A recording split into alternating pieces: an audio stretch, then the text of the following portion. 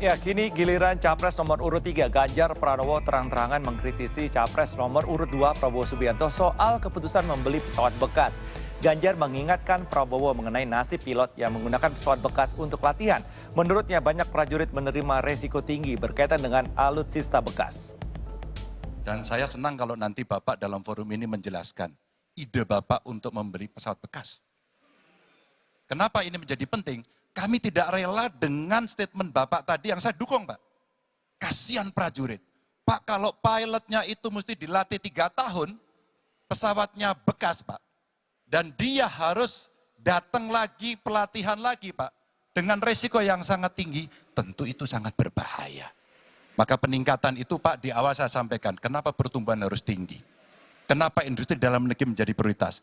Bahkan saya sebut tadi, tank dibuat di mana, heli, fregat, cyber dibuat di mana, agar kita bisa konsisten dalam perencanaan pembangunan, termasuk ketika kita membuat kapal selam yang sudah dimulai dari PT PAL. Yang kerjasamanya kalau tidak salah Bapak batalkan dengan Korea Selatan. Tolong Pak, kalau saya keliru, ini kesempatan Bapak untuk bisa menjelaskan. Dengan PT PAL yang kerjasama dengan Korea Selatan. Kapal selam. Pak Prabowo. Jadi nanti itu. Ini nggak apa-apa kalau saya terima sebenarnya debat sebenarnya seperti ini. Kalau boleh tanya jawab langsung. Baik, silakan Bapak Ganjar, silakan. Oke. Silakan Pak dilanjutkan, masih ada waktu. Masih ada waktu Pak Ganjar. Ya, ya karena sudah selesai. The stage is yours Pak, silakan. Baik, silakan Pak Prabowo, waktunya 1 menit. Baik, terima kasih Pak Ganjar. Kesempatan saya bisa menjawab. Jadi, alat perang itu usianya kurang lebih 25 sampai 30 tahun. Pesawat terbang, kapal perang, dan sebagainya. Jadi, bukan soal bekas dan tidak bekas, tapi usia pakai. Ya. Kemudahan, jadi pesawat, umpamanya pesawat Mirage 2005, yang ada di Qatar, yang rencananya kita ingin akuisisi, itu usia pakainya masih 15 tahun, Pak.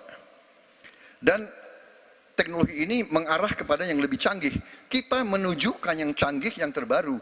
Tapi kalau kita beli baru, datangnya Pak, baru 3 tahun, dan operasionalnya itu baru 7 tahun Pak. Nah sementara 3-7 tahun ini, kita perlu deterrent, kita perlu kemampuan. Itu maksudnya latar belakang. Jadi saya kira itu yang bisa saya jelaskan, tapi waktu yang singkat tidak cukup. Baik, waktu sudah habis. Saya kembali ke Capres nomor 3. Tenang dulu, Bapak Ganjar untuk menanggapi tanggapan dari Pak Prabowo. Silakan Bapak 1 menit. Ya awalnya saya percaya sekali bahwa Bapak akan memahami ini. Tapi hari ini saya menjadi meragukan. Karena saya bertanya kepada pilot. Saya bertanya kepada Angkatan Laut pada persoalan ini. Perencanaan pembangunan yang top down membuat seluruh matra hanya menerima saja. Kenapa ini saya sampaikan Pak? Maka kalau kita bicara katakan bukan soal cerita bekasnya, buat kami tidak. Karena Yuwono Sudarsono pernah menolak itu dan apa yang Bapak rencanakan hari ini ditunda. Apa artinya? Saya kira perencanaannya terlalu gegabah pada soal itu. Dan keseriusan itu tidak dimunculkan sama sekali pada pengelolaan industri pertahanan dalam negeri. Di mana PT PAL kemudian hari ini sudah mendapatkan hutang dan kemudian dia tidak bisa melaksanakan apapun pada soal itu.